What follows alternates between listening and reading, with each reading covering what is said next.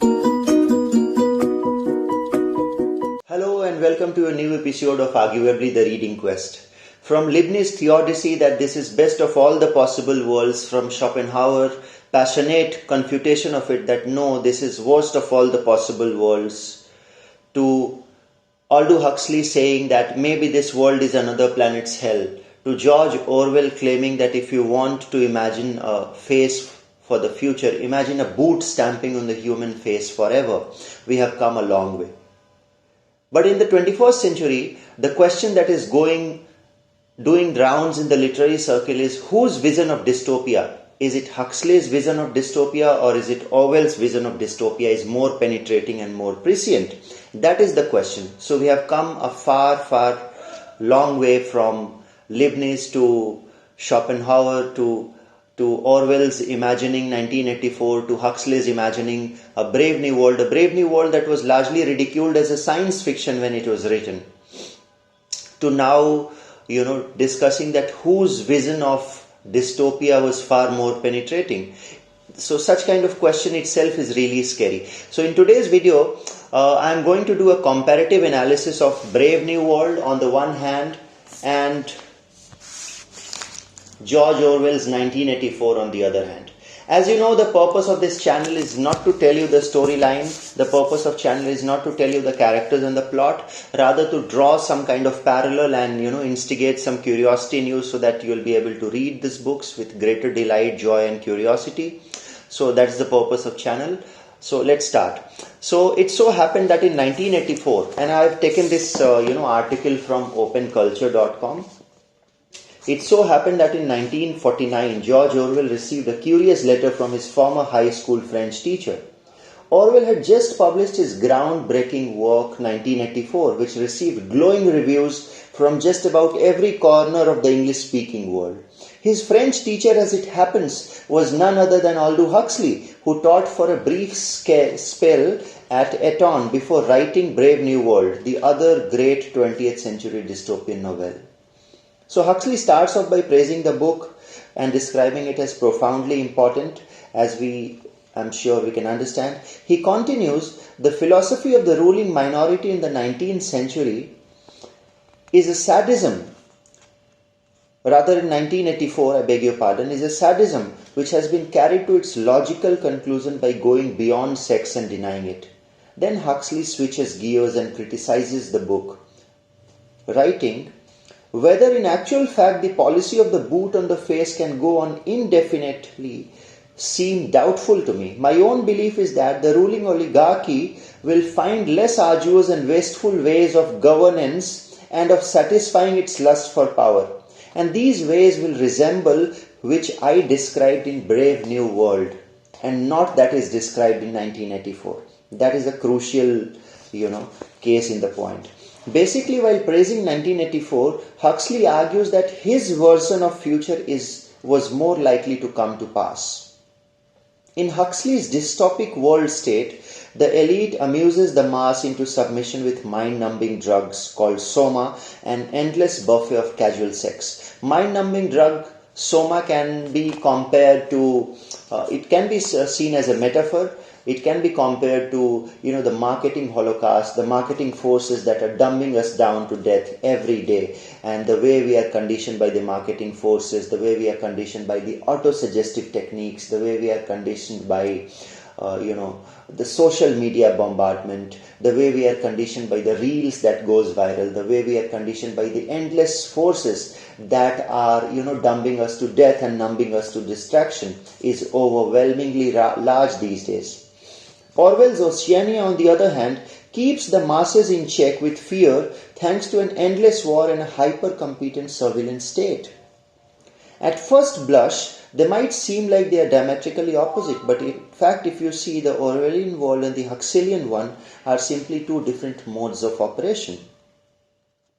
Now I'm reading, some excerpts from Huxley's letter, verbatim.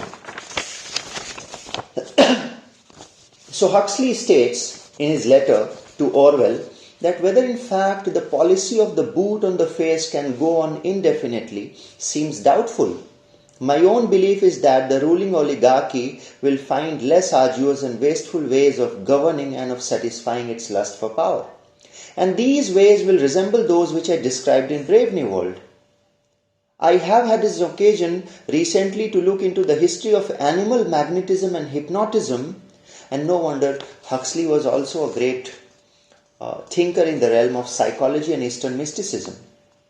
Sorry to interrupt. And have been greatly struck by the way in which for 150 years the world has refused to take this serious cognizance of these discoveries.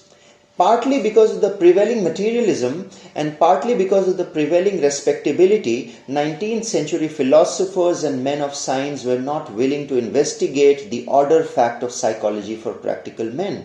Practical men such as politicians, soldiers and policemen to apply in the field of government. Thanks to the voluntary ignorance of our fathers, the advent of the ultimate revolution was delayed for 5 to 6 generations.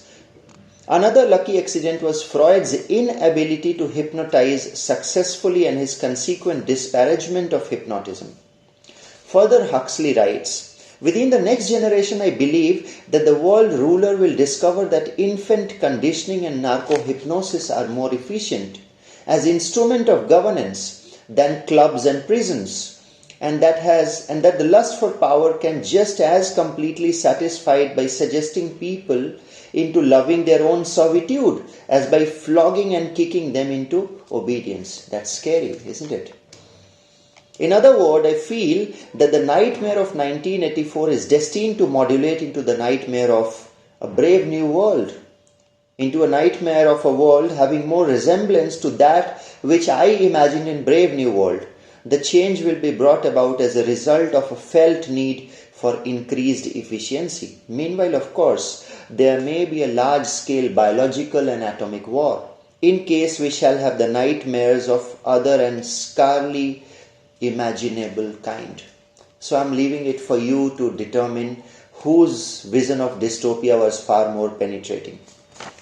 I further read and I quote verbatim from Neil Postman, who does an impressive analysis of Huxley's Brave New World versus George Orwell 1984. So Neil Postman writes, what Orwell feared were those who would ban books. What Huxley feared was that there would be no reason to ban a book, for there would be no one who would be willing to read a book. Orwell feared those who would deprive us of information. Huxley feared those who would give us so much that we would be reduced to passivity and egoism. Orwell feared that the truth would be concealed from us. Huxley feared that the truth would be drowned in a sea of irrelevance. Huxley feared we would become a captive culture. Orwell feared, that we would become a captive culture. Huxley feared we would become a trivial culture, preoccupied with some equivalent of feelies and orgy-porgy and casual sex. As Huxley remarked in Brave New World Revisited, the civilian libertarians and rationalists who are ever on the alert to oppose tyranny fail to take into account man's almost infinite appetite for distraction. In 1984, Huxley added, people are controlled by inflicting pain. In Brave New World, they are controlled by inflicting pleasure. In short, Orwell feared that what we hate will ruin us. Huxley feared that what we love will ruin us. So that's a beautiful parallel and a beautiful comparison. So it's up to you to determine whose vision of dystopia is far more penetrating. To further my argument, a case in the point is I would like to read an excerpt from George Orwell 1984, where Orwell exposits the object of power. And then a beautiful refutation by Huxley that follows. So George Orwell writes in 1984 again, now I'll tell you the answer to my question. It is this. The party seeks power entirely for its own sake. We are not interested in the good of others. We are interested solely in power, pure power. What pure power means, you will understand presently. We are different from the oligarchies of the past in that we know what we are doing. All the others, even those who resembled ourselves, were cowards and hypocrites. The German Nazis and the Russian communists came close to us in their methods. but they never had the courage to recognize their own motives. They pretend, perhaps they even believed, that they had seized power unwillingly and for a limited time, and that just round the corner there lay a paradise where human being would be free and equal. We are not like that. We know that no one ever seizes power with the intention of relinquishing it. Power is not a means, it is an end. One does not establish a dictatorship in order to safeguard a revolution. One makes a revolution in order to establish a dictatorship. The object of persecution is persecution. The object of torture is torture. The object of power is power. Now you begin to understand me. So this was written by George Orwell. Now see a beautiful and a penetrating confutation, lucid refutation of Orwell by Aldous Huxley, and that too very concisely. A really efficient totalitarian state would be the one in which all the powerful executive of political bosses and their army of managers control a population of slaves who do not have to be coerced because they love their servitude. So a perfect dictatorship would be one where the people will be loving their own servitude, kind of Stockholm syndrome. Now, let me tell you, when Huxley wrote year 1931, Brave New World, it was ridiculed and it was disparaged as a science fiction, because Huxley wrote that test tube babies will be produced and the babies were conditioned by narcotics and at the time of brain conditioning to believe what the world ruler wants them to believe. In just 20 years' time, Huxley wrote a non-fiction that is Brave New World Revisited. To explain the points that Huxley dealt with in his fiction Brave New World, claiming apprehensively that all my prophecies and all my predictions of Brave New World had come to be true sooner than I expected. And no wonder in Brave New World Revisited, Huxley wrote, and I quote, "In regard to propaganda, the early advocates of universal literacy and a free press envisaged only two possibilities. The propaganda might be true or the propaganda might be false. They did not foresee what in fact has happened. Above all, in our Western capitalist democracies, the development of a vast mass communication industry, concerned in the main neither with the true nor the false, but with the unreal, the more or the less totally irrelevant. In a world, they fail to take into account man's almost infinite capacities, infinite appetite for distraction. I again repeat, but with the unreal, the more or the less totally irrelevant." So what Huxley calls irrelevant, an American philosopher, Harry Frankfurt, in the year 2005 called it the bullshit, and he wrote an essay on bullshit in the year 2005 to explain that there are liars and there are bullshitters, and how liars are different from bullshitters, because liar knows that he is lying. A liar can still distinguish the difference between what is true and what is false, whereas a bullshitter cannot distinguish. Bullshitter is not even concerned of what is true and what is false. Bullshitter is simply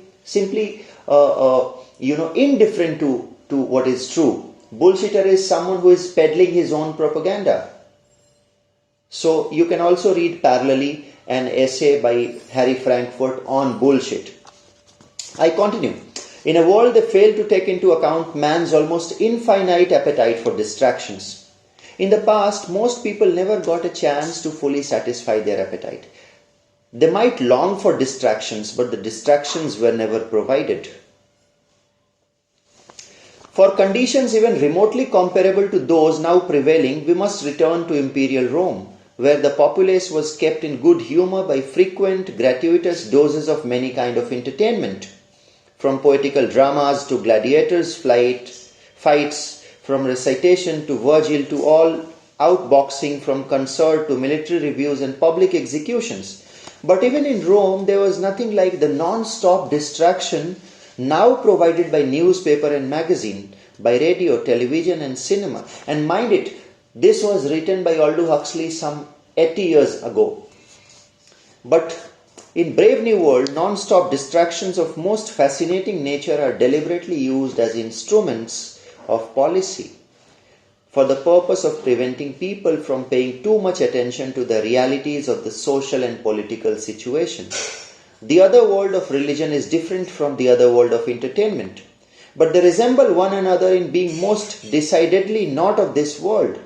Both are distractions, and if lived in too continuously, both can become Marx's phrase, the opium of the people, and so a threat to freedom.